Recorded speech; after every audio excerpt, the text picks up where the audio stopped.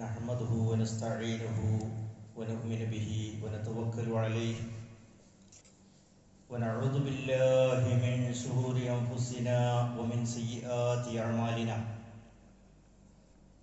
من يهده الله فلا مضل له ومن يضلل فلا هادي له وأشهد أن لا إله إلا الله وحده لا شريك له وأشهد أن محمدا عبده ورسوله أرسله بالهدى ودين الحق ليظهره على الدين كله ولو كره المشركون اللهم صل على محمد وعلى آل محمد كما صليت على إبراهيم وعلى آل إبراهيم وبارك على محمد وعلى آل محمد كما باركت على إبراهيم وعلى آل إبراهيم إنك حميد مجيد أما بعد فإن خير الحديث كتاب الله وخير الهدي هدي محمد صلى الله عليه وسلم وشر الأمور محدثاتها وكل محدثة بدعة وكل بدعة ضلالة يا أيها الذين آمنوا اتقوا الله حق تقاته ولا تموتن إلا وأنتم مسلمون يا أيها الذين آمنوا اتقوا الله وقولوا قولا سديدا يصلح لكم أعمالكم ويغفر لكم ذنوبكم ومن يطع الله ورسوله فقد فاز فوزا عظيما أعوذ بالله من الشيطان الرجيم بسم الله الرحمن الرحيم يأمرهم بالمعروف وينهون عن المنكر ويحل لهم الطيبات ويحرم عليهم الخبائث ويضع عنهم إصرهم والأغلال التي كانت عليهم. സ്നേഹാദരണീയരായ സഹോദര സഹോദരിമാരെ, അള്ളാഹുവിൻ്റെ വിധികളും വിലക്കുകളും നമ്മുടെ ജീവിതത്തിൻ്റെ എല്ലാ രംഗങ്ങളിലും പരമാവധി പാലിച്ചും സൂക്ഷിച്ചും ജീവിക്കുവാൻ ആദ്യമായി എന്നോടും തുടർന്ന് നിങ്ങളോട് ഓരോരുത്തരോടും ഓർമ്മപ്പെടുത്തുകയാണ്. ലോകത്ത് ഓരോ മനുഷ്യനും അവരുടെ ജീവിതത്തിൽ നേരിടുന്ന പ്രതിസന്ധികൾക്ക്, പ്രയാസങ്ങൾക്ക് പരിഹാരം അന്വേഷിച്ചുകൊണ്ടാണ് മതങ്ങളെ അവലംബിക്കുന്നത്. ആ പ്രതിസന്ധികളുമായി സമീപിക്കുന്ന മത പുരോഹിതന്മാരിൽ നിന്നും മത നേതൃത്വത്തിൽ നിന്നും ഇവർ നേരിടുന്ന പ്രതിസന്ധികളെ സംബന്ധിച്ച് വളരെയധികം ഭയാനകമായ, ഭയപ്പെടുത്തുന്ന കാര്യങ്ങൾ അവർക്ക് പറഞ്ഞു കൊടുക്കുകയും അവരെ അത്തരത്തിലുള്ള ഒരു ഭയപ്പാടിൻ്റെ മുൾമുനയിൽ നിർത്തി അതിന് പരിഹാരമുണ്ട് എന്ന് നിർദ്ദേശിക്കുകയും ആ പരിഹാരത്തിന് ആവശ്യമായ ഭൗതികമായ സമ്പത്തും മറ്റു കാര്യങ്ങളും ആവശ്യപ്പെടുകയും ചെയ്തുകൊണ്ടുള്ള സമീപനമാണ് മിക്ക മതങ്ങളിലും മനുഷ്യൻ നേരിട്ടുകൊണ്ടിരിക്കുന്നത്. എന്നാൽ ഇസ്ലാമിനെ സംബന്ധിച്ചിടത്തോളം മനുഷ്യൻ നേരിടുന്ന പ്രശ്നങ്ങൾക്ക് പരിഹാരം വളരെ ലളിതമായി കൊണ്ടാണ് ഖുർആനും സുന്നത്തും മനുഷ്യന്റെ മുമ്പിൽ അവതരിപ്പിക്കുന്നത്. വളരെയധികം പ്രതിസന്ധികളും പ്രയാസങ്ങളും ഉണ്ടാകുമെന്ന് ഖുർആൻ പറയുന്നു. ആ എണ്ണിപ്പറഞ്ഞ പ്രശ്നങ്ങളും പ്രയാസങ്ങളുമെല്ലാം ഓരോ മനുഷ്യനും നേരിടുന്നതാണ്. രോഗം, അതുപോലെ തന്നെ മറ്റ് ദുരിതങ്ങൾ, മരണങ്ങൾ, സാമ്പത്തിക നഷ്ടം, കച്ചവടത്തിലെ നഷ്ടങ്ങൾ, കൃഷി നശിക്കുന്നത്, മറ്റു മാറാ രോഗങ്ങൾ, ഇതൊക്കെയാണ് പലപ്പോഴും ഏത് മനുഷ്യനും നേരിടുന്നത്. ഇത്തരം കാര്യങ്ങളിൽ ദുനിയവിയായ കാരണങ്ങളെ അവലംബിച്ചുകൊണ്ട് പരിഹാരം നേടുന്നതിന് പുറമെ വിശ്വാസപരമായ കാര്യങ്ങളിൽ ഏർപ്പെട്ടുകൊണ്ട് പരിഹാരം നേടാനാണ് മനുഷ്യർ ആഗ്രഹിക്കുന്നത്. ഇത് മനുഷ്യന്റെ ഒരു പ്രകൃതിയാണ്. ഈ പ്രകൃതിയെ ഇസ്ലാം മുഖവിലക്കെടുക്കുകയും അത്തരം കാര്യങ്ങളിൽ ക്ഷമാവലംബിക്കണമെന്ന് ആവശ്യപ്പെടുകയാണ് ചെയ്യുന്നത്. അപ്പോൾ ബശ്ശിറുഹും, അവരോട് സന്തോഷവാർത്ത അറിയിക്കാൻ അള്ളാഹു ആവശ്യപ്പെടുന്നു. അള്ളാഹു അവർക്ക് ക്ഷമാലുക്കൾക്ക് വലിയ പ്രതിഫലമുണ്ട്, ആശ്വാസമുണ്ട് എന്ന് പറയുന്നു. അല്ലദീന ഇദാ അസ്വാബത്തുഹും മുസീബ ഖാലു ഇന്നാ ലില്ലാഹി വ ഇന്നാ ഇലൈഹി റാജിഊൻ. എന്തൊരു പ്രതിസന്ധി നേരിടുകയാണെങ്കിലും അവർ പറയുക, ഞങ്ങൾ അള്ളാഹുവിങ്കൽ നിന്നുള്ളവരാണ്, അള്ളാഹുവിൻ്റെതാണ് ഈ പരീക്ഷണങ്ങളും ഈ കാര്യങ്ങളുമെല്ലാം, അതുകൊണ്ട് അവനിലേക്കാണ് ഞങ്ങൾ മടങ്ങേണ്ടത് എന്ന വിശ്വാസത്തിലേക്കും ധാരണയിലേക്കും സത്യവിശ്വാസികൾ, മുസ്ലിങ്ങൾ സമാധാനപ്പെടുന്നു എന്നുള്ളതാണ് നമുക്ക് മനസ്സിലാക്കാൻ സാധിക്കുന്നത്. ഈ രൂപത്തിൽ മനുഷ്യന്റെ ജീവിതത്തിലെ പ്രതിസന്ധികളെ, പ്രയാസങ്ങളെ അള്ളാഹുവിൻ്റെ മുമ്പിൽ അവതരിപ്പിച്ചു നല്ല നിലയിൽ പരിഹാരം നേടുവാനുള്ള മാർഗമാണ് ഖുർആൻ നമ്മളോട് ആവശ്യപ്പെടുന്നത്. ഖുർആനിന്റെ ഈ സന്ദേശങ്ങൾ ഖുർആനിന്റെ കേവലം ഏട്ടിലൊതുക്കാതെ അതിൻ്റെ വിശദീകരണമായി ജീവിതത്തിന്റെ എല്ലാ രംഗങ്ങളിലും ഇതെങ്ങനെ പ്രാവർത്തികമാക്കണം എന്നതിനെ സംബന്ധിച്ചുള്ള വിശദമായ പഠനമാണ്, വിശദമായ അധ്യാപനങ്ങളാണ് നബി കരീം സല്ലല്ലാഹു അലൈഹി വസല്ലമയുടെ ചര്യയിൽ നമുക്ക് കാണുവാൻ സാധിക്കുന്നത്. അതുകൊണ്ടാണ് ഇസ്ലാമിനെ വിമർശിക്കുന്ന ആളുകൾ പോലും പറയുന്നത് ഇസ്ലാമിൽ എല്ലാത്തിനും പരിഹാരം നിർദ്ദേശിച്ചിട്ടുണ്ട്.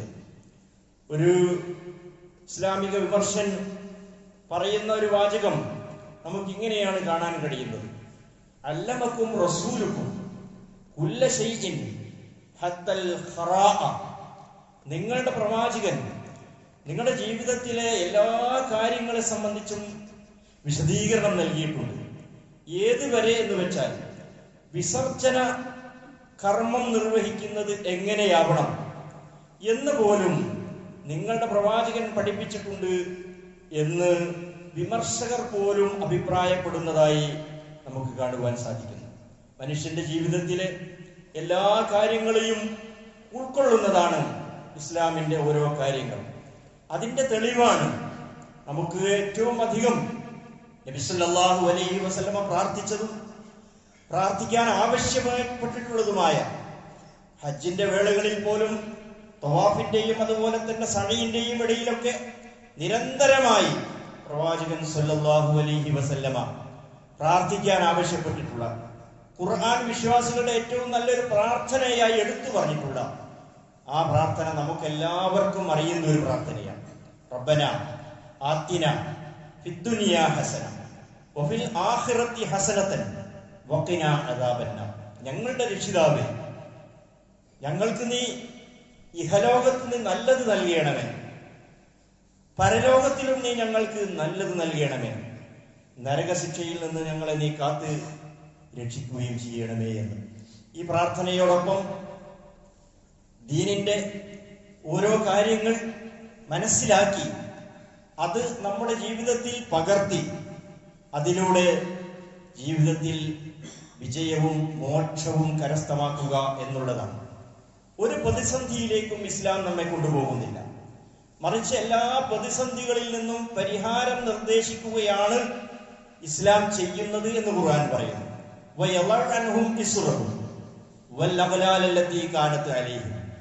ആ ഇസ്ലാം പ്രവാചകൻ നിങ്ങൾക്ക് എല്ലാ ഭാരങ്ങളെയും ഇറക്കി വെക്കുന്നവരാണ്.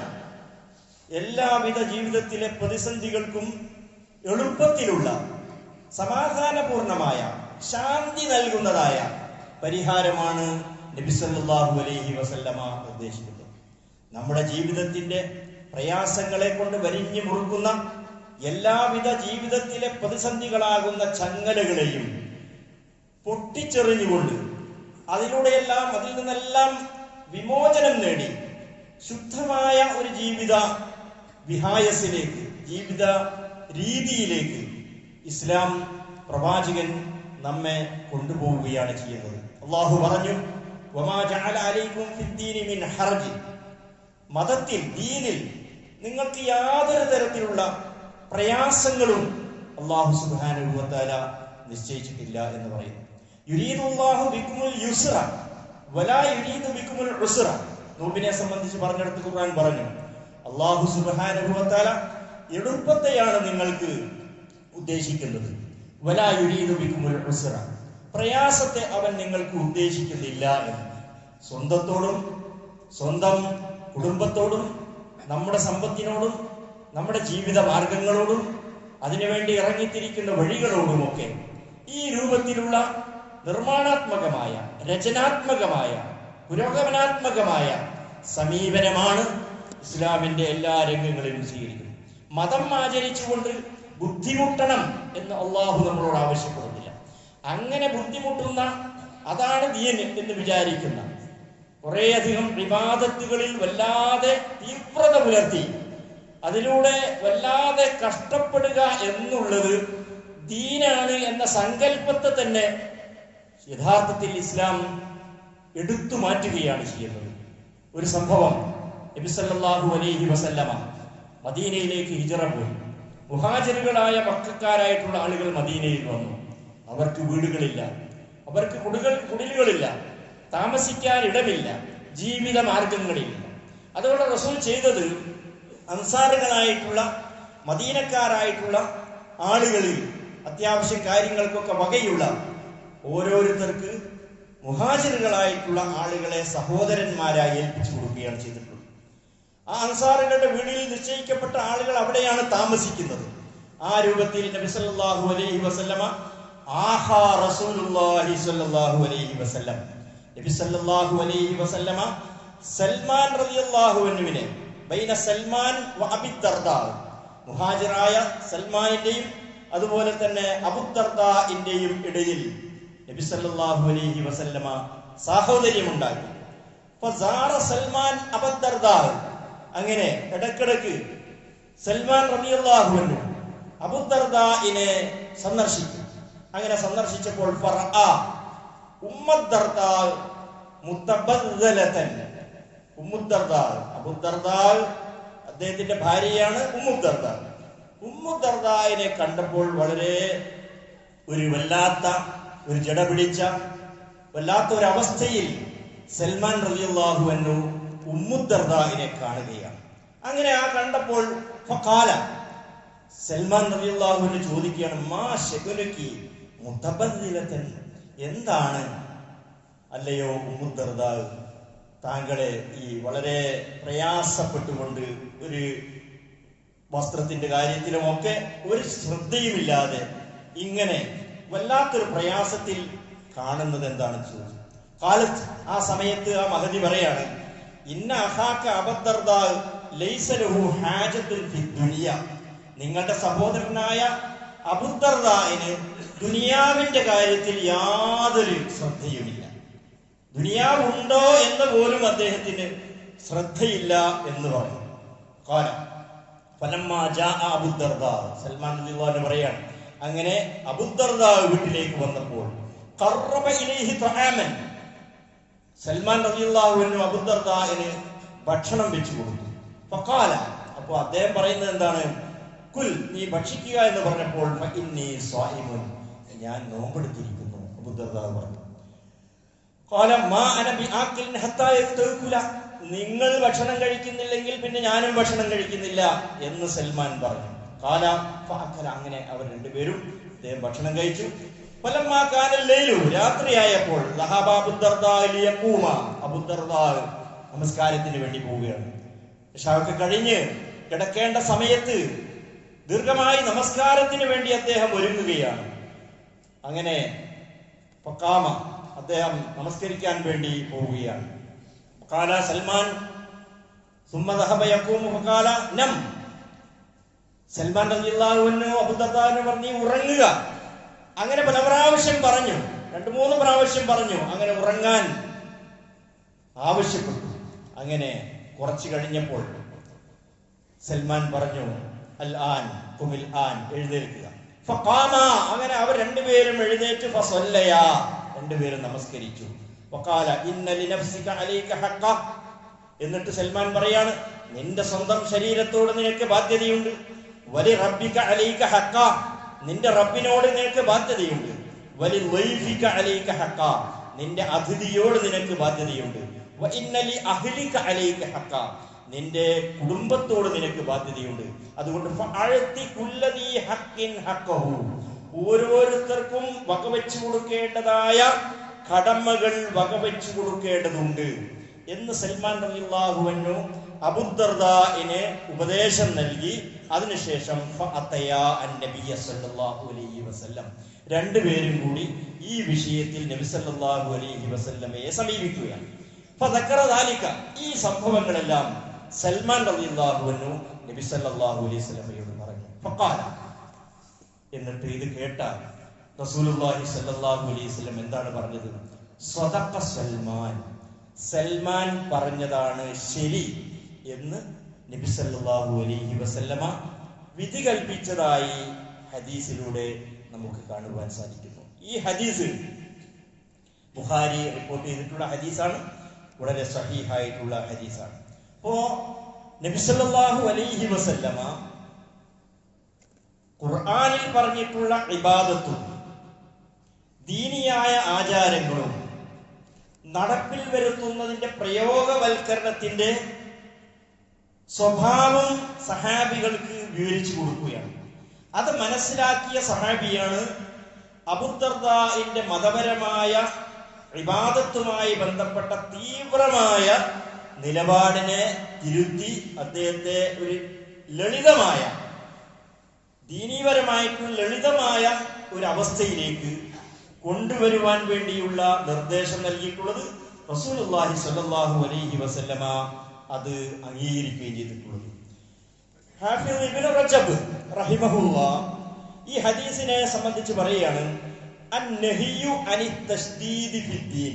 ഈ ഹദീസ് നമ്മെ പഠിപ്പിക്കുന്നത് മതപരമായ വിഷയങ്ങളിൽ തീവ്രത പാടില്ല എന്ന് പഠിപ്പിക്കുകയാണ്. ബി അൻ യുഹമ്മിലൽ ഇൻസാന നഫ്സഹു മിനൽ ഇബാദത്തി മാ ലാ യഹ്തമിലുഹു ഇല്ലാ ബികുൽഫത്തിൻ ശദീദ. വലിയ പ്രയാസം സഹിച്ചുകൊണ്ട് മാത്രം നിർവഹിക്കാൻ കഴിയുന്ന ഇതുപോലെയുള്ള കാര്യങ്ങളെ ഒരിക്കലും നമ്മുടെ സ്വന്തം ശരീരത്തെ കൊണ്ട് ഏൽപ്പിക്കരുത്, വഹിപ്പിക്കരുത് എന്ന സന്ദേശമാണ് ഈ ഹദീസിലുള്ളത്. വഹാദാ ഹുവൽ മുറാദു ബിഖൗലിഹി സ്വല്ലല്ലാഹു അലൈഹി വസല്ലം.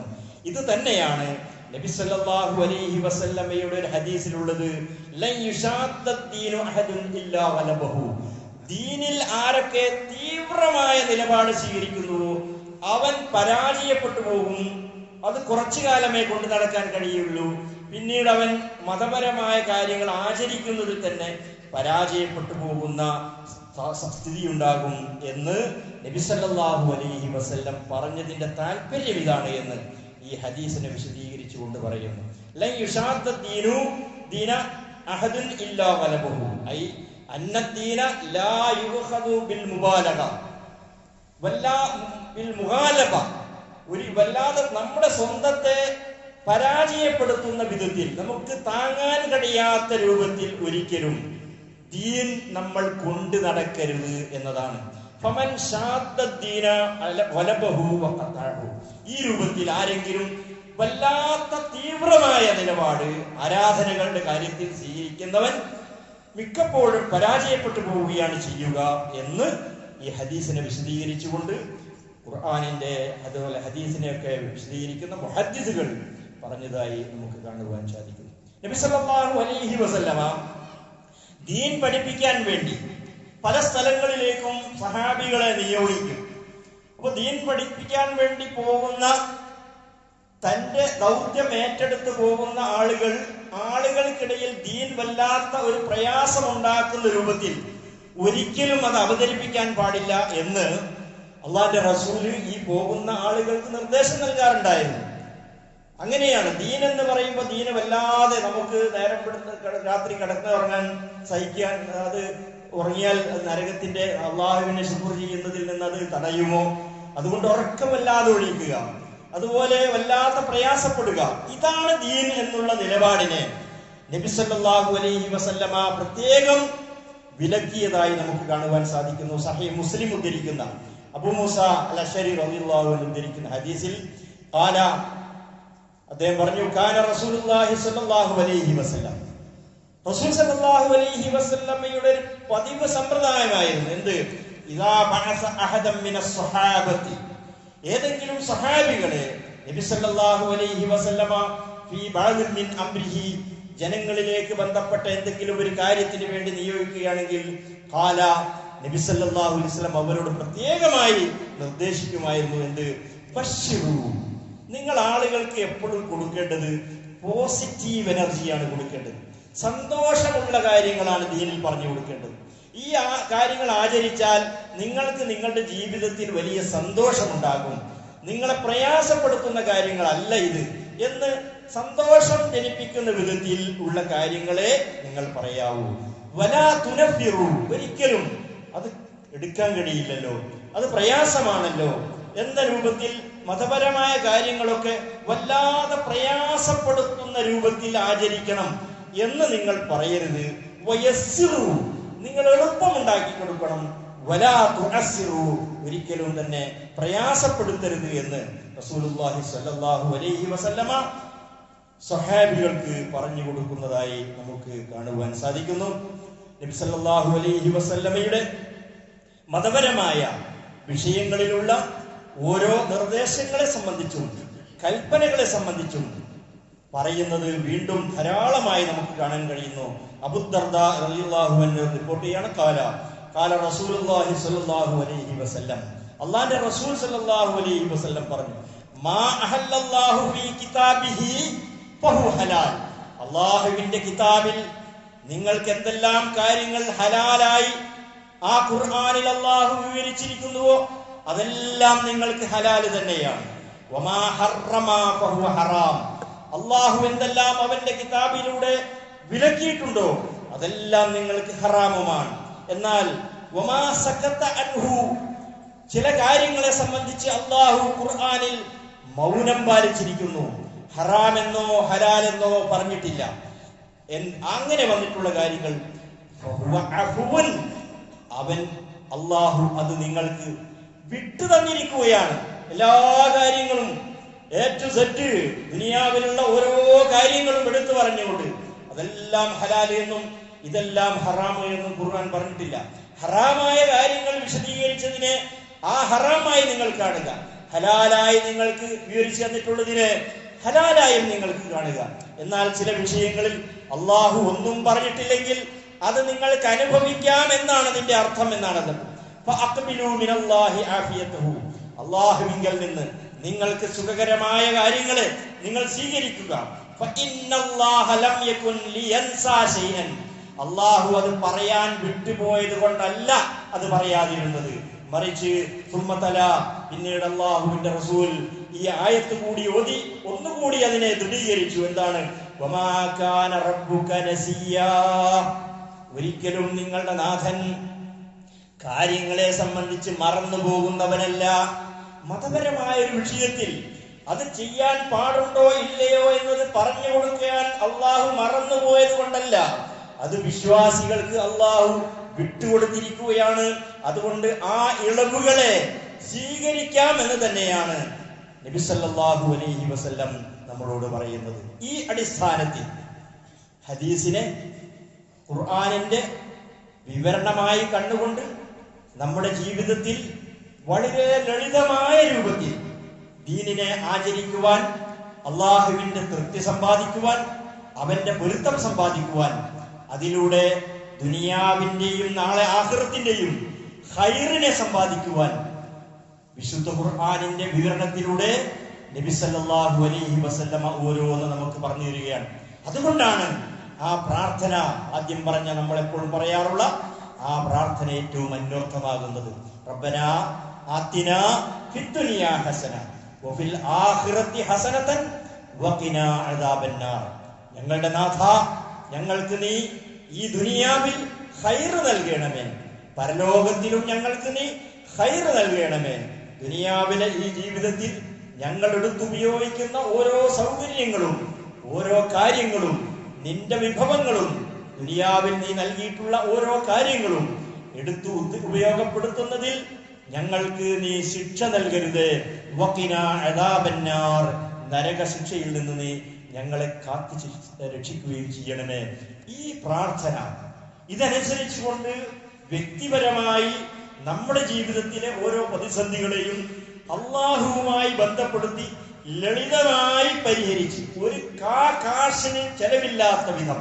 മറ്റെല്ലാ മതങ്ങളിലും നമ്മൾ കാണുന്നത് പുരോഹിതന്മാർ ലക്ഷക്കണക്കായ രൂപ ഇത്തരം പ്രതിസന്ധികളിൽ നിന്ന് അവരെ മോചിപ്പിക്കുവാൻ എന്ന വ്യാജേന വസൂലാക്കുകയും അങ്ങനെ ഓരോ ദർഗകളിലേക്കും അതുപോലുള്ള സിദ്ധ കേന്ദ്രങ്ങളിലേക്കും ആളുകളെ നട്ടോട്ടം ഓടിപ്പിക്കുകയും ചെയ്തുകൊണ്ട് മതപരമായ കാര്യങ്ങൾ വല്ലാത്ത പ്രയാസപ്പെടുത്തുന്ന ഒരു സാഹചര്യത്തിൽ നിന്ന് ഇസ്ലാം ഖുർആൻ പറയുന്നത്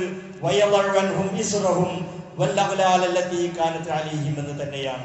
അവരുടെ ഭാരകങ്ങളെ മതങ്ങൾ ഉണ്ടാക്കി വെച്ചിട്ടുള്ള, മതപുരോഹിതന്മാർ സൃഷ്ടിച്ചു വെച്ചിട്ടുള്ള, ഏൽപ്പിച്ചിട്ടുള്ള ഭാരങ്ങളിൽ നിന്ന് മനുഷ്യവർഗത്തെ മോചിപ്പിക്കുകയും എല്ലാവിധ ചങ്ങലക്കെട്ടുകളിൽ നിന്നും അവരെ വിമോചിപ്പിക്കുകയും ചെയ്തുകൊണ്ട് ശരിയായ ലളിതമായ മതാചരണം ആവശ്യപ്പെട്ടുകൊണ്ട് മനുഷ്യ ജീവിതത്തെ ലളിതവൽക്കരിക്കുക എന്നുള്ളതാണ്, ലളിതമായ രൂപത്തിൽ കൊണ്ടുവരിക എന്നുള്ളതാണ് ഇസ്ലാം ആവശ്യപ്പെടുന്നത്.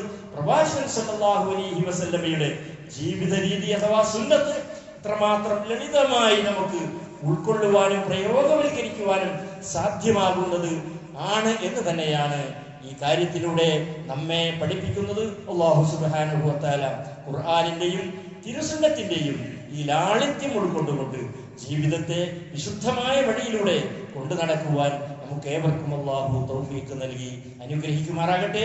വന്നു പോയിട്ടുള്ള അപാകതകളും പോരായ്മകളും അല്ലാഹു നമുക്ക് വിട്ടുപുറത്ത് മാപ്പ് നൽകി അനുഗ്രഹിക്കുമാറാകട്ടെ.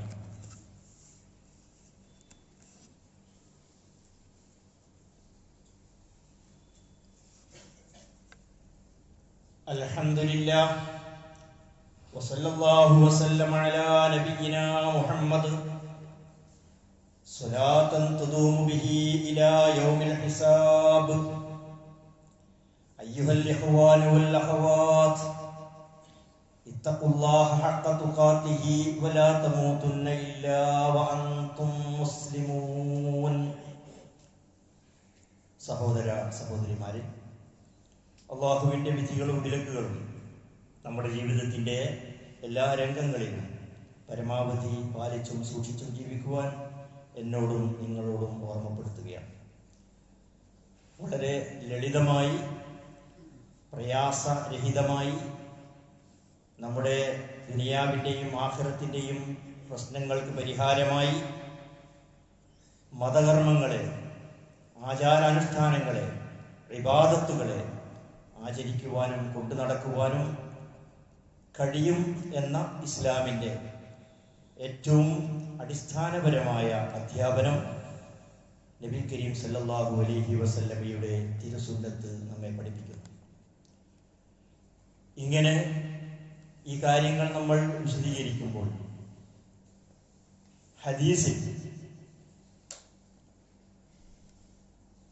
ഏതെങ്കിലും രൂപത്തിലുള്ള പ്രയാസങ്ങൾ മനുഷ്യന് താങ്ങാൻ കഴിയാത്ത, അല്ലെങ്കിൽ മനുഷ്യന്റെ പ്രകൃതിക്ക് അനുയോജ്യമല്ലാത്ത എന്തെങ്കിലും ഹദീസുകളിൽ വന്നിട്ടുണ്ടോ എന്ന് പരിശോധിക്കുമ്പോൾ അവിടെയാണ് എന്താണ് ഹദീസ്, ശരിയായ ഹദീസ് ഏതാണ്, ശരിയല്ലാത്ത ഹദീസ് ഏതാണ് എന്നതിനെ സംബന്ധിച്ചുള്ള പഠനം അനിവാര്യമായി വരുന്നു. ഈ പഠന രംഗത്ത് നമ്മൾ പലപ്പോഴും ഈ വിഷയവുമായി സംസാരിച്ചിട്ടുള്ള ഏറ്റവും പ്രധാനപ്പെട്ട ഒരു വിഷയം, ഒരു ഹദീസ് നമ്മൾ കേൾക്കുമ്പോൾ അതുമായി ബന്ധപ്പെട്ട നമ്മുടെ ജീവിതത്തിലെ എന്തെങ്കിലും പ്രശ്നത്തിന് പരിഹാരമായി ഒരു ഹദീസിനെ നമ്മൾ സമീപിക്കുമ്പോൾ ആ ഹദീസിൽ പ്രധാനമായി രണ്ട് കാര്യങ്ങൾ ശ്രദ്ധിക്കേണ്ടതുണ്ട്.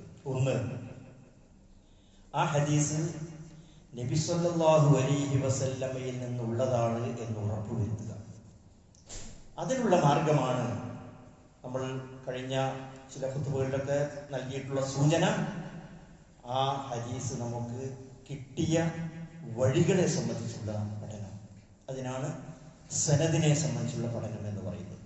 അസ്മാഉർ റിജാൽ, ഹദീസ് റിപ്പോർട്ടർമാരുടെ ചരിത്രം പഠിച്ചുകൊണ്ട് അവർ ആ ഹദീസ് എങ്ങനെയാണ് റിപ്പോർട്ട് ചെയ്തിട്ടുള്ളത്, അതിൻ്റെ പരമ്പര നബിയിലേക്ക് എത്തിയിട്ടുണ്ടോ എന്നുള്ള കാര്യങ്ങളെ സംബന്ധിച്ചു. ഈ വിഷയത്തിൽ നമുക്ക് സനദിൻ്റെ വിശ്വാസ്യത, അത് ഏറ്റവും പ്രധാനപ്പെട്ട ഒരു കാര്യമാണ്. സനദ് എന്ന അറബി വാക്കിൻ്റെ അർത്ഥം കണ്ണി എന്നുള്ളതാണ്.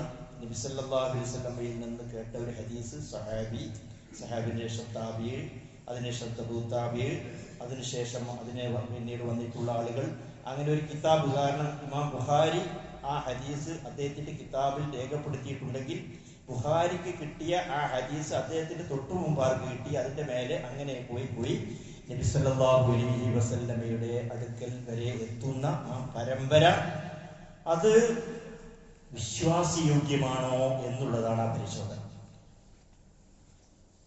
അപ്പൊ അങ്ങനെയാവുമ്പോൾ ചിലപ്പോ ആ സനദിൽ ഏതെങ്കിലും ഒരാളുടെ കണ്ണി മുറിഞ്ഞു പോയിട്ടുണ്ടെങ്കിൽ, അപ്പൊ സഹാബിയിൽ നിന്ന് ഒരു ഹദീസ് കേട്ടിട്ടുള്ളത്, റിപ്പോർട്ടിൽ വന്നിട്ടുള്ളത്, സഹാബിയിൽ നിന്ന് കേൾക്കേണ്ടത് താബിയാണ്. സഹാബിയെ കണ്ട, പ്രവാചകനെ കണ്ടിട്ടില്ലാത്ത ആൾക്കാണ് താബി എന്ന് പറയുന്നത്. ആ താബി ആ കണ്ണിയിലില്ല, അതിന് ശേഷമുള്ള ഒരാളുടെ പേരാണ് ആ കണ്ണിയുള്ളതെങ്കിൽ അതിനർത്ഥം അവിടെ സനദിൽ മുറിവ് വന്നിട്ടുണ്ട് എന്നുള്ളതാണ്. സനദ് കട്ടായി പോയിട്ടുണ്ട് എന്നുള്ളതാണ്, കണ്ണി അറ്റുപോയിട്ടുണ്ട് എന്നുള്ളതാണ്. അപ്പൊ അതിൽ ആ കാര്യങ്ങൾ നമ്മൾ ഹദീസിന്റെ സ്വീകാര്യത കാര്യത്തിൽ ഏറ്റവും അധികം ശ്രദ്ധിക്കേണ്ട ഒരു വിഷയമാണ്. ഈ സനദിൽ ഇതുപോലെയുള്ള കണ്ണികൾ മുറിഞ്ഞു പോയിട്ടുള്ളോ എന്ന അന്വേഷണം. മറ്റൊന്ന്, ഹദീസ് വളരെ സഹീഹായിരിക്കും, അത് സനദുകളൊക്കെ കൃത്യമായിരിക്കും, പക്ഷേ അപൂർവമായിട്ടുള്ള ഹദീസായിരിക്കും. അതിനേക്കാൾ പ്രബലമായ മറ്റ് പല ഹദീസുകളും ഉണ്ടാകും, ഒന്നിൽ കൂടുതൽ ഹദീസുകൾ അതുമായി ബന്ധപ്പെട്ടുണ്ടാകും.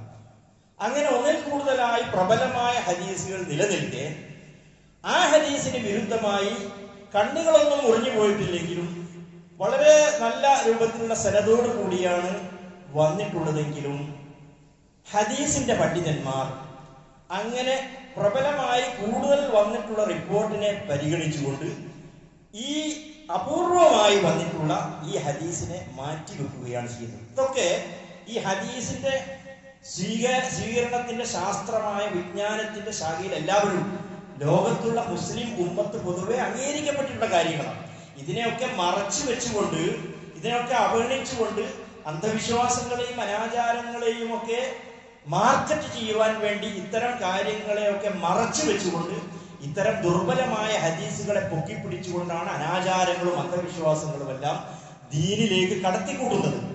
പറയുമ്പോൾ അവരൊക്കെ, ഈ ഏത് വിഭാഗം ആളുകളാണെങ്കിലും അവരൊക്കെയും ഈ നിയമങ്ങളെ അവരെല്ലാവരും അംഗീകരിക്കുന്നു, ആരും അംഗീകരിക്കാതിരിക്കുന്നില്ല. പക്ഷെ അതൊക്കെ അംഗീകരിക്കുന്നുണ്ടെങ്കിലും അതവിടെ മറച്ചു വെച്ചുകൊണ്ട് ഇങ്ങനെ ഹദീസുണ്ട്, അങ്ങനെ ഹദീസുണ്ട് എന്ന് പറഞ്ഞുകൊണ്ടാണ് പുതിയ പുതിയ ആചാരങ്ങൾ കടന്നു വരുന്നത്. അതുപോലെ സനദിലും മത്തിനിലും അതിന്റെ സാധുതയെ ബാധിക്കുന്ന ന്യൂനതകൾ വല്ലതുമുണ്ടോ എന്നുള്ള പരിശോധന. ഏതെങ്കിലും ഒരു റിപ്പോർട്ട് ചെയ്ത ഒരു വ്യക്തി, അയാളുടെ ജീവിതത്തിൽ എന്തെങ്കിലും ഒരു കുറവുണ്ടോ, മതപരമായ വിഷയത്തിൽ എന്തെങ്കിലും ആചരിക്കുന്നതിലോ സ്വഭാവത്തിലോ ഒക്കെ എന്തെങ്കിലും ഒരു കുറവുണ്ടെങ്കിൽ അത്തരം ആളുകൾ റിപ്പോർട്ട് ചെയ്തിട്ടുള്ള ഹദീസുകളെ മാറ്റിവെക്കുക എന്നത്, അത് പരിഗണിക്കാതിരിക്കുക എന്നത് മുസ്ലിം ലോകം ഏകകണ്ഠമായി അംഗീകരിച്ചിട്ടുള്ള കാര്യമാണ്. നമ്മളിത് പറയുമ്പോൾ പിന്നെ എങ്ങനെയാണ് ഇതൊക്കെ വന്നിട്ടുള്ളത് എന്ന ചോദ്യത്തിനാണ് ഞാൻ മറുപടി പറഞ്ഞത്. അതൊക്കെ അവിടെ മറച്ചു വെച്ചുകൊണ്ട് സാധാരണ ജനങ്ങൾക്കിടയിൽ ഇതുപോലെ ദുർബലമായി സ്വീകാര്യയോഗ്യമല്ലാത്ത ഹദീസുകളെ ജനങ്ങളിൽ പ്രചരിപ്പിച്ചുകൊണ്ട് അന്ധവിശ്വാസങ്ങളിലേക്കും ചൂഷണങ്ങളിലേക്കും ആളുകളെ കൊണ്ടുവരിക എന്ന സമ്പ്രദായമാണ് നമുക്ക് കാണാൻ കഴിയുന്നത്. ഇത് മറ്റൊരു കാര്യം. സനദൊക്കെ ഇപ്പറഞ്ഞ കാര്യങ്ങളൊക്കെ വളരെ നല്ല നിലയിലുള്ളതാണ്. അത് സ്വീകാര്യമാണ്. പക്ഷേ വിശുദ്ധ ഖുർആനിന്റെ ഗണ്യമായ അധ്യാപനങ്ങൾക്ക് വിരുദ്ധമായ ഹദീസ്, അത് സനദിലൊന്നും വലിയ കുഴപ്പമൊന്നും കാണുന്നില്ല. അതിലെ റിപ്പോർട്ട് ചെയ്ത ആളുകളൊക്കെ വിശ്വാസയോഗ്യരായിട്ടാണ് കാണുന്നത്. അങ്ങനെയുള്ള ചില ഹദീസുകളുണ്ട്. ആ ഹദീസുകളെ സംബന്ധിച്ചും ഇതുപോലെ ഇൽമുൽ ഹദീസിന്റെ, ഹദീസ് നിദാന ശാസ്ത്രത്തിന്റെ പണ്ഡിതന്മാർ എല്ലാവരും ഏകോപിപ്പിൽ പറഞ്ഞിട്ടുള്ളത്, ഇത്തരം ഖുർആനിന്റെ സുവ്യക്തമായ നിർദ്ദേശങ്ങൾക്ക് വിരുദ്ധമായി ഹദീസുകൾ വന്നിട്ടുണ്ടെങ്കിൽ ആ ഹദീസുകൾ ഇപ്പറഞ്ഞ യോഗ്യതകളെല്ലാം ഉള്ളതാണെങ്കിൽ തന്നെയും അത് മാറ്റിവെക്കുകയാണ് വേണ്ടത് എന്നതാണ് ഹദീസ് പണ്ഡിതന്മാരുടെ ആ കാര്യത്തിലുള്ള തീരുമാനം എന്നുകൂടി നാം മനസ്സിലാക്കേണ്ടതുണ്ട്. അപ്പോ ആശയ പഠനം, ഹദീസിനെ സംബന്ധിച്ചുള്ള ആശയ പഠനം, നമ്മൾ ആദ്യം പറഞ്ഞ സനദുകളെ സംബന്ധിച്ചും ന്യൂനതകളെ സംബന്ധിച്ചും ഒക്കെ പരിശോധനയോടൊപ്പം തന്നെ ഹദീസിന്റെ ആശയ പഠനം അത് വളരെ പ്രധാനപ്പെട്ട ഒരു കാര്യമാണ്. യാതൊരു തരത്തിലുള്ള വക്രീകരണവും പാടില്ലാത്ത, എല്ലാ നിരക്കും മധ്യമമായ ഹദീസിനെ സ്വീകരിക്കുന്ന കാര്യത്തിലും അത് ആചരിക്കുന്ന കാര്യത്തിലും മതപരമായ എല്ലാ കാര്യങ്ങളിലും മധ്യമ നിലപാട് സ്വീകരിക്കുക എന്നത് മുസ്ലിങ്ങളുടെ ഏറ്റവും വലിയൊരു സവിശേഷതയായി, തീവ്രതയില്ലാത്ത സമീപനം സ്വീകരിക്കണമെന്ന നിലപാട് ഖുർആനിന്റെ അധ്യാപനമായി അള്ളാഹു എടുത്തു പറയുന്നത് ഏറ്റവും വലിയൊരു സവിശേഷതയാണ് മുസ്ലിം ഉമ്മത്തിന്റെ. വകദാലിക ജഅൽനാകും ഉമ്മതൻ വസതൻ. അള്ളാഹു സുബ്ഹാനഹു വ തആല നിങ്ങളെ ഒരു മധ്യമ സമുദായമാക്കി. തീവ്രമായ നിലപാടുമില്ല, ഇങ്ങേറ്റം എല്ലാത്തിനെയും അവഗണിക്കുന്ന നിലപാടുമില്ല, രണ്ടിന്റെയും മധ്യത്തിലുള്ള മതപരമായ വിഷയങ്ങളിൽ തീവ്രതയില്ലാത്ത, എല്ലാത്തിനെയും അവഗണിക്കാത്ത മധ്യമമായ നിലപാടിലൂടെ ലളിതമായി ജീവിതത്തെ ഇസ്ലാമികമായി കൊണ്ടു നടക്കുക എന്ന സമീപനം അള്ളാഹുവിന്റെ അടുക്കൽ വലിയ പ്രോത്സാഹനജനകമായിട്ടുള്ള കാര്യമാണ്. അള്ളാഹു പ്രോത്സാഹിപ്പിച്ചിട്ടുള്ള കാര്യമാണ്. റസൂലുള്ളാഹി സ്വല്ലല്ലാഹു അലൈഹി വസല്ലമ നിർദ്ദേശിച്ചിട്ടുള്ള കാര്യമാണ്. ഏതെങ്കിലും നാടുകളിലേക്ക് ദഅവത്തിന് വേണ്ടി പ്രവാചകൻ സ്വല്ലല്ലാഹു അലൈഹി വസല്ലമ ആളുകളെ പറഞ്ഞയക്കുമ്പോൾ പ്രത്യേകം നിർദ്ദേശിച്ചിട്ടുള്ള വിഷയവുമാണ് എന്ന് നാം മനസ്സിലാക്കുക. അല്ലാഹു സുബ്ഹാനഹു വ തആല മതപരമായ കാര്യങ്ങളിൽ നമുക്ക് കൂടുതൽ അറിവ് നേടുവാനും അതനുസരിച്ചുകൊണ്ട് ദീനിന്റെ എല്ലാ കാര്യങ്ങളും പ്രയാസരഹിതമായി, അതിനോടുള്ള സ്നേഹത്തോടുകൂടി, അതിനോടുള്ള ആദരവോടുകൂടി, ഭാരമാകാത്ത വിധത്തിൽ അതിനൊക്കെ അനുഷ്ഠിക്കുവാനുള്ള ശേഷിയും ശക്തിയും ആവേശവും ഈമാനും അള്ളാഹു നമുക്ക് എല്ലാവർക്കും പ്രദാനം ചെയ്യുമാറാകട്ടെ. നമ്മളിൽ വന്നു പോയിട്ടുള്ള ചെറുതും വലുതുമായ പാപങ്ങളും ദോഷങ്ങളും അള്ളാഹു നമുക്ക് വിട്ടുപുറത്ത് മാപ്പ് നൽകി അനുഗ്രഹിക്കുമാറാകട്ടെ. നമ്മുടെ ജീവിതത്തിൽ നാം അനുഭവിക്കുന്ന എല്ലാ പ്രയാസങ്ങളിൽ നിന്നും, ദുരിതങ്ങളിൽ നിന്നും, കഷ്ടപ്പാടുകളിൽ നിന്നും, രോഗങ്ങളിൽ നിന്നും അള്ളാഹു നമുക്ക് മുക്തി പ്രദാനം ചെയ്യുമാറാകട്ടെ. നാം ഏർപ്പെടുന്ന എല്ലാ കാര്യങ്ങളിലും അള്ളാഹു ബർക്കത്ത് പ്രദാനം ചെയ്യുമാറാകട്ടെ. നമ്മുടെ കുടുംബത്തിലും മക്കളിലും നമുക്ക് വേണ്ടപ്പെട്ടവരിലുമെല്ലാം എല്ലാ വിധത്തിലുള്ള സമാധാനവും സന്തോഷവും നൽകി അനുഗ്രഹിക്കുമാറാകട്ടെ. മുസ്ലിം ഉമ്മത്ത് നേരിടുന്ന എല്ലാ പ്രതിസന്ധികളിൽ നിന്നും പ്രയാസങ്ങളിൽ നിന്നും അള്ളാഹു കാത്തുരക്ഷിക്കുമാറാകട്ടെ. اللهم اغفر للمؤمنين والمؤمنات والمسلمين والمسلمات والأحياء منهم والأموات إنك سميع قريب مجيب الدعوات ومنزل البركات وقاضي الحاجات. ربنا آتنا في الدنيا حسنة وفي الآخرة حسنة وقنا عذاب النار. ربنا اغفر لنا ولإخواننا الذين سبقونا بالإيمان ولا تجعل في قلوبنا غلا للذين آمنوا ربنا إنك رؤوف رحيم.